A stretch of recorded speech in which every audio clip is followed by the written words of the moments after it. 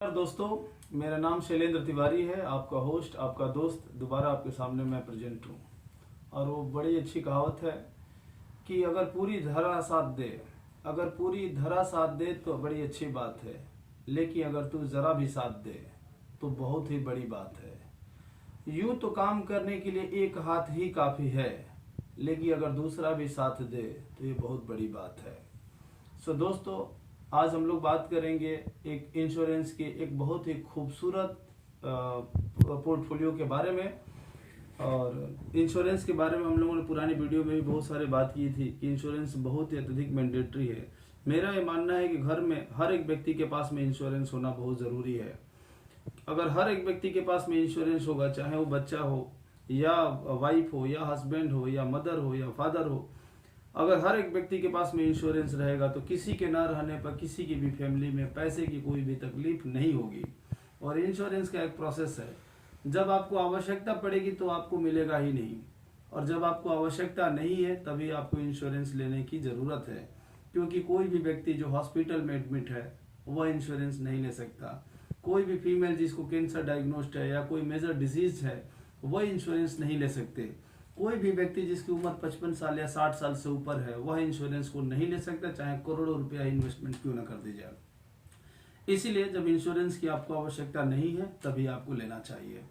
अब सवाल है कि किस कंपनी के साथ में और कौन सी इन्वेस्टमेंट पोर्टफोलियो में आपको इन्वेस्टमेंट करना चाहिए। सो ये मेरे लिए भी बड़ा सरप्राइजिंग है। जिस पॉलिसी के बारे में आपको मैं डिस्कस करने जा रहा हूँ, ये मेरे लिए भी एक नया इनोवेशन है, एक नया संदर्भ है, और मैं अपने आप को रोक नहीं पाया आप लोगों को बताने के लिए। इस पॉलिसी का फीचर इतना बेहतरीन है कि चाहे आप बच्चों की शिक्षा में इसका इस्तेमाल करिए, आप खुद की रिटायरमेंट में इसका इस्तेमाल करिए, या आप वेल्थ क्रिएशंस में कहीं भी इसका इस्तेमाल करिए, हर जगह पे ये फिट बैठ जाएगी। और ये policy max life insurance company limited की एक बहुत ही खूबसूरत पॉलिसी है जिसका नाम है monthly income advantage plan. In shorts इस पॉलिसी को बोलते हैं MIAP। सो दोस्तों, आइए जानते हैं इसके फीचर के बारे में।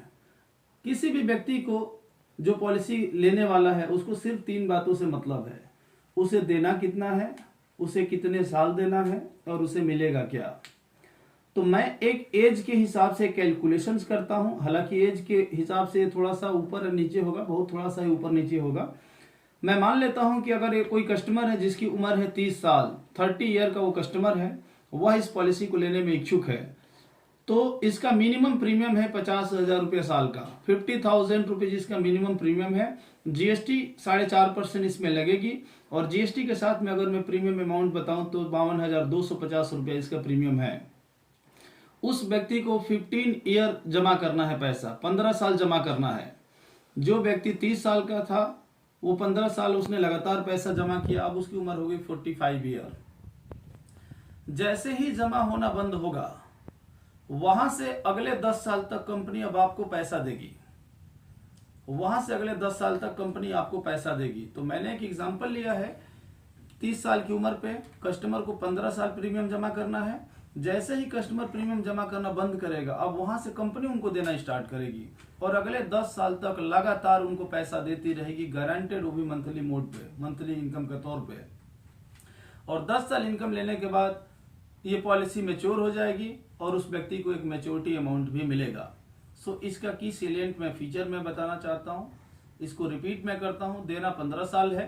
15 साल के बाद अब आपको 10 साल कंपनी जमा करेगी, मतलब 16वें साल से लेकर 25 साल तक कंपनी पैसा देगी, और 25वें साल पे पॉलिसी मैच्योर हो जाएगी। मतलब टोटल ये पॉलिसी होगी 25 साल की।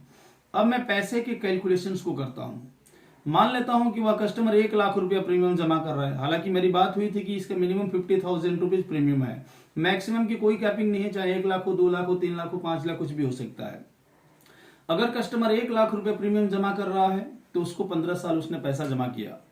जैसे ही उसने 15 साल पैसा जमा के बाद उसकी अवधि पूरी हुई, वहां से अगले 10 साल तक प्रत्येक साल उस व्यक्ति को मिलेगा 1,80,000 रुपया साल का, 1,80,000 रुपये साल का उस व्यक्ति को मिलेगा 10 साल तक लगातार। ठीक है, अब आगे बढ़ता हूं मैच्योरिटी पे। मैच्योरिटी पे जैसे 25वें साल पे मैच्योरिटी होगी, 25वें साल पे उस व्यक्ति को 18 लाख रुपए इकट्ठे और मिलेगा। 10 साल उसको रेगुलर इनकम मिल गई, 1,80,000 रुपये साल का 10 साल तक, और मेच्योरिटी पे 18 लाख रुपया उस कस्टमर को इकट्ठे और पैसा मिलेगा। तो दोस्तों आइए जानते हैं कस्टमर ने दिया कितना और कस्टमर को मिला कितना।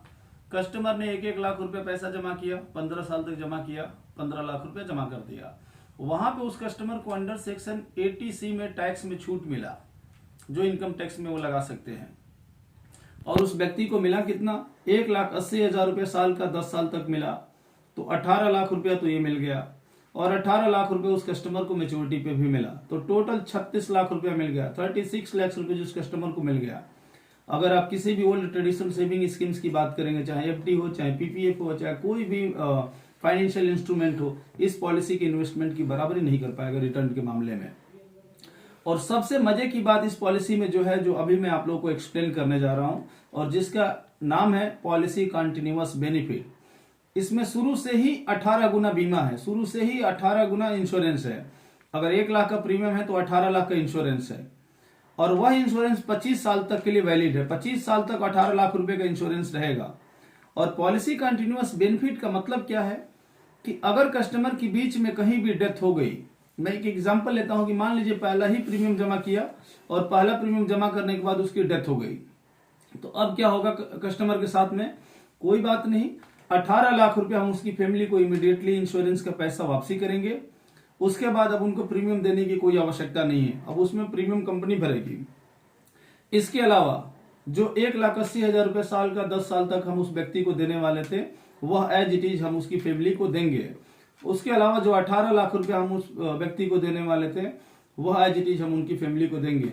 मतलब किसी भी सूरत हालात में वो 36 लाख रुपया मिलेगा। अगर कस्टमर जीवित है तो कस्टमर को मिलेगा, और अगर कस्टमर जीवित नहीं है तो कस्टमर की फैमिली को 36 लाख मिलेगा, और 18 लाख बल्कि उल्टा इंश्योरेंस का पैसा और इकट्ठे मिलेगा।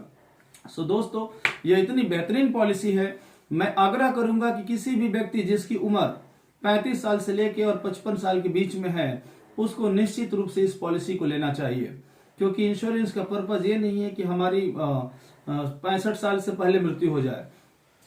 इंश्योरेंस का मतलब है कि आपको जब तक जीवित है तब तक इंश्योरेंस के अंदर में प्रोटेक्शन में रहिए, क्योंकि जब आप नहीं रहोगे तो आपकी फैमिली को इंश्योरेंस का पैसा मिलना चाहिए। So this is the one of the best policy. इसको हमने सेल्स पिचेज के हिसाब से कई लोगों को बताया था, मैं आपको भी बताना चाहता हूं। हमने इसको एडॉप्टेड चाइल्ड के नाम से इस पोर्टफोलियो को बताया था। अगर मैं आपसे पूछता हूं दोस्तों कि अगर डियर सर, आज की डेट में एक बच्चे को पढ़ाने के लिए कितना एक्सपेंसेस लगता होगा साल में? एक बच्चे को आज की डेट में पढ़ाने के लिए 2 लाख रुपया साल की फीस है। और इस बात की कोई गारंटी नहीं है कि बच्चा जो आगे पढ़ करके नौकरी लगेगी कि नहीं लगेगी, वो अपने माता पिता की सेवा करेगा कि नहीं करेगा, इस बात की कोई गारंटी नहीं है। लेकिन यह पॉलिसी को हमने एक थर्ड चाइल्ड, एडॉप्टेड चाइल्ड के नाम से हमने कई लोगों को बताया है, और उनको बड़ा अच्छा लगा। उम्मीद करता हूं कि आपको भी अच्छा लगेगी ये स्टोरी। तो मैं आपसे जानना चाहता हूं कि डियर सर, क्या आप उस बच्चे को पढ़ाना चाहते हो जिसकी फीस सिर्फ और सिर्फ 15 साल जमा करनी है, और उसकी फीस है 1 लाख रुपया साल की?